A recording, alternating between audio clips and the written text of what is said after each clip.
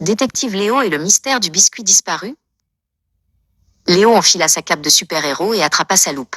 Aujourd'hui, il n'était pas Léo, mais Détective Léo, le plus grand chercheur d'indices du monde.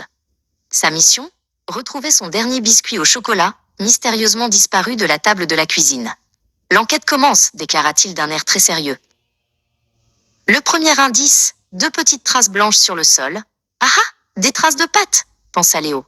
C'est sûrement le coup de Mistigris, le chat gourmand. Il suivit la piste à 4 pattes, la loupe collée au sol. La piste le mena jusqu'à Mistigris, qui faisait une sieste au soleil.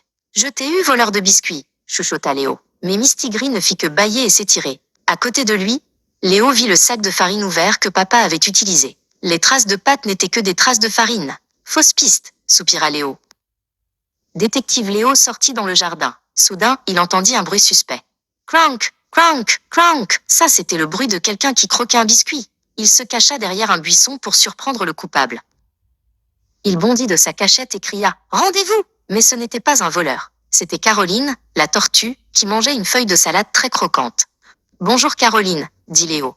Les tortues n'aiment pas les biscuits au chocolat. Deuxième fausse piste. Léo était sur le point d'abandonner quand il vit quelque chose sous le toboggan. Une miette! Une miette marron! Une preuve! S'écria-t-il en courant vers le toboggan. Il sortit sa loupe pour examiner la miette de plus près. Il observa la miette avec attention. C'était tout sec, et ça sentait la terre.